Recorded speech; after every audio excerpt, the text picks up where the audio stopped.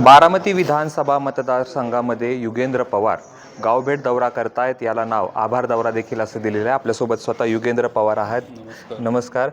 पराभव झाल्यानंतर तुम्ही पुन्हा एकदा ॲक्टिव्ह झालेला आहात, गावभेट दौरा करताय, काय भावना आहेत? सुरुवातीला तर जे आमचे काका आहेत त्यांना मी अभिनंदन देतो. आणि निवडणुका म्हटलं तर काय हार जीत हे सगळं होत असतं. आमची पहिली वेळ होती, आम्ही निष्ठेच्या बाजूने सत्याच्या बाजूने आम्ही उभे राहिलो.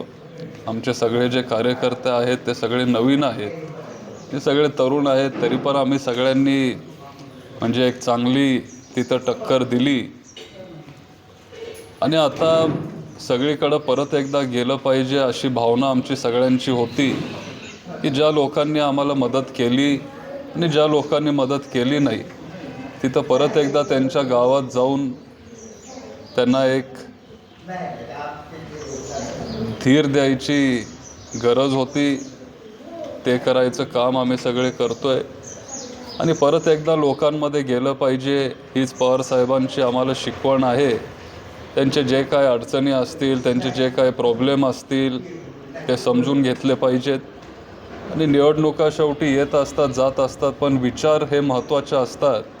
आणि आम्ही विचारांसोबत राहिलो, पवारसाहेबांसोबत राहिलो, त्याला पण थोडी किंमत असते.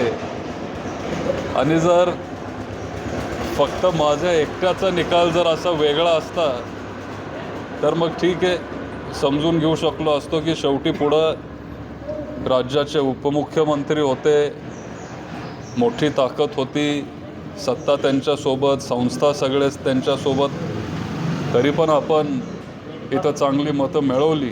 पण अख्ख्या महाराष्ट्रामध्ये असा निकाल लागेल हे कुणालाही वाटलं नसेल, पण ते तसं झालं. आणि हे सगळं होत असताना एवढी मतं आम्हाला मिळाली, हीच आमच्यासाठी खूप मोठी गोष्ट आहे.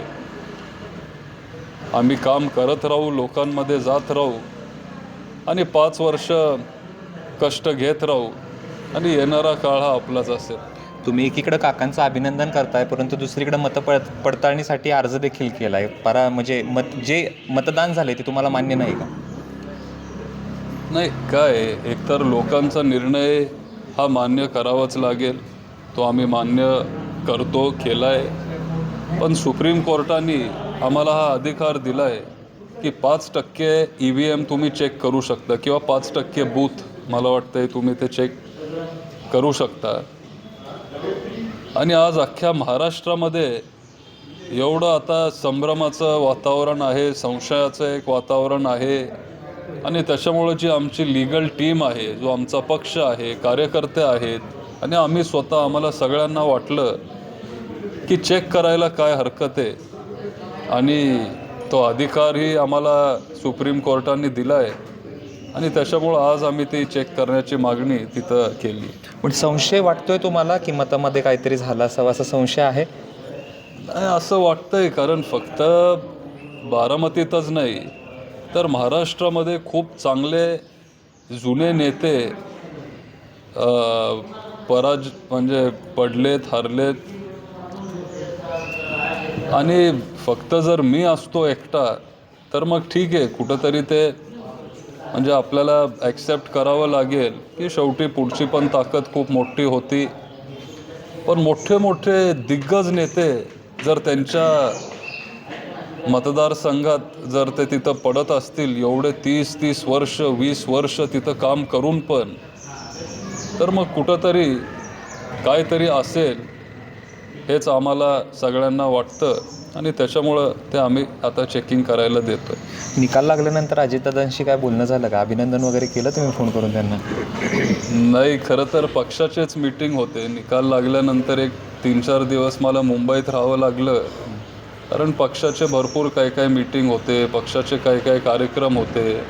ते पण त्यांच्या कामामध्ये व्यस्त आहेतच. आपण बघतोय की त्यांना सारखं दिल्लीला जावं लागतं आहे आणि त्यांना तिथं सरकार पण स्थापन करायचं आहे. आणि त्याच्यामुळं ते मला वेळ मिळाला नाही. पण जर मी त्यांना कुठं भेटलो किंवा भेटीन तर मग 100% त्यांना शुभेच्छा देईन. पराभवाची कारणांचा काही अभ्यास केला आहे का किंवा चिंतन वगैरे केलेलं आहे नेमकं कशामुळे झालं असेल आणि आगामी काळात कशा पद्धतीने पुढे कार्यरत होईल? हे 2-3 गोष्टी आहेत. एक, जर आपण EVMचा संशय जर बाजूला ठेवला तर मग पैशाचा भरपूर वापर झालेला दिसतोय सगळीकडंच. दुसरं म्हणजे नाही म्हटलं तरी लाडकी बहीण योजनेचा इम्पॅक्ट झालेला दिसतोय की आधी पैसे दिले, 2-2 हफ्ते एका महिन्यातच दिले, टोटल 7,500 रुपये असे दिले गेले. आणि मग एक भीतीचं वातावरण तिथं तयार केलं गेलं की जर तुम्ही आम्हाला नाही मत दिलं तर मग हे पैसे थांबतील, म्हणजे हे पैसे तुम्हाला मिळणार नाही किंवा पैसे काढून घेतील.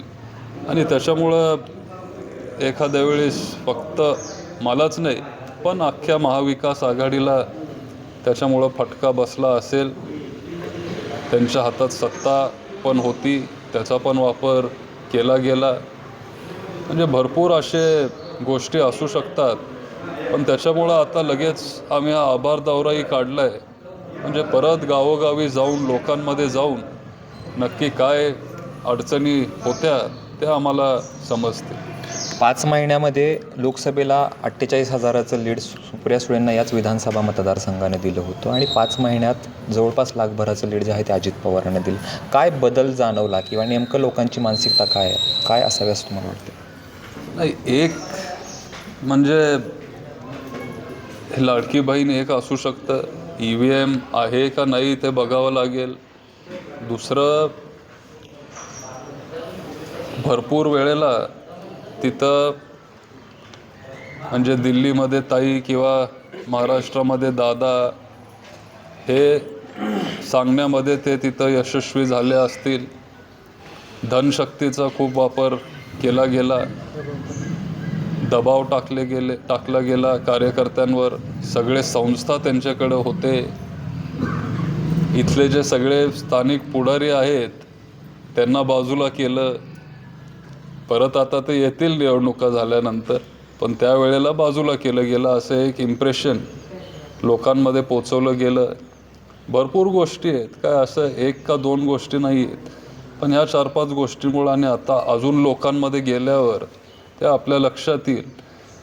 पण जेव्हा आधी आम्ही फिरत होतो तेव्हा असं एवढं काय होईल असं आम्हालाही वाटलं नव्हतं. कारण लाडकी बहीण जरी असेल, 1,500 रुपये ते देतील मग परत थांबवतील, हे जरी त्यांनी केलं असलं तरी महागाई खूप वाढली. तर परत दुधाचा रेट बहुतेक आता कोणतरी सांगत होतं 3 रुपयांनी त्यांनी परत कमी केलं आहे. महागाई वाढत होती, तेलाचा डबा तेव्हा त्यांनी वाढवलेला, दिवाळीमध्ये सगळ्यांच्या ते लक्षात आलं.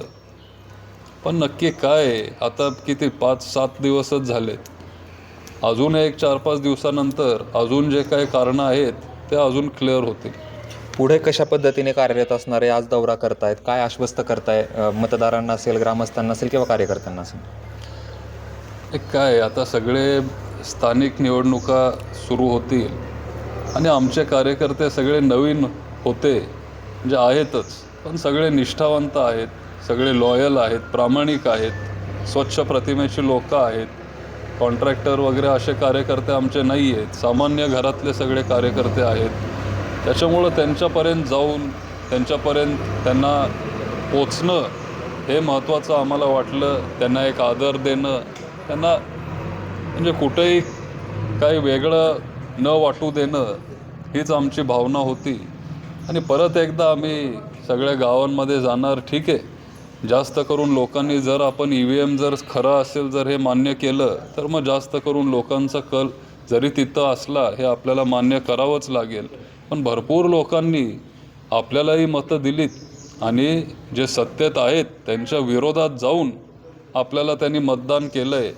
आणि ह्याचं पण आपण कुठंतरी रिस्पेक्ट ठेवला पाहिजे आणि परत त्यांच्यापर्यंत गेलं पाहिजे. त्याच्यामुळं हा दौरा आपण काढला.